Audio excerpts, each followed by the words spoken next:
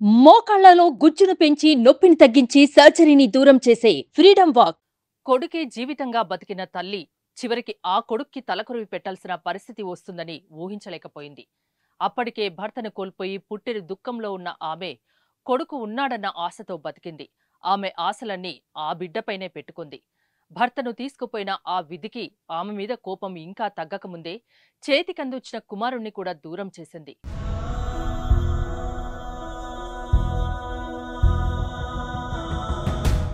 గుండెలోని బాధను దిగమింగుకొని ఒక్కగానొక్క కుమారుడి చితికి తలకొరివి పెట్టిన ఆ తల్లి బాధ, ఆమె అనుభవించిన ఆత్మక్షోభ మాటల్లో చెప్పలేంది. ఈ హృదయ విదారకర ఘటన మహబూబాద్ జిల్లాలో జరిగింది. కొత్తగూడెం మండల కేంద్రానికి చెందిన బాల్య సుగుణ అనే మహిళకు రాజ్ కుమార్ ఒక్కగానొక్క కుమారుడు. భర్త గతంలోనే మృతి చెందగా కుమారుణ్ణి చూసుకుని తల్లి సుగుణ బతుకుతోంది. తండ్రి లేకపోవడంతో రాజ్ కుమార్ కూలి పనిచేస్తూ తల్లికి చేదోడు వాదోడుగా ఉంటున్నాడు. రోజులాగానే శుక్రవారం కూడా రాజ్ కుమార్ కూలి పనికి వెళ్లాడు. సాయంత్రం పని ముగించుకుని గుంజేడు రోడ్ వైపు వెళ్తుండగా ప్రమాదవశాత్తు ఆటో ఢీకొట్టింది.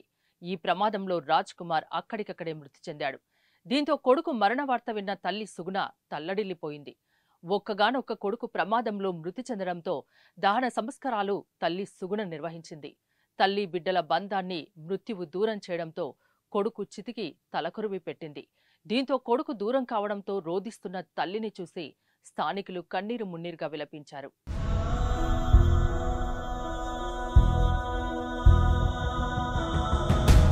సుమన్ టీవీలో మీ పర్సనల్ అండ్ బిజినెస్ ప్రమోషన్స్ కోసం కింది నెంబర్కి కాంటాక్ట్ చేయండి.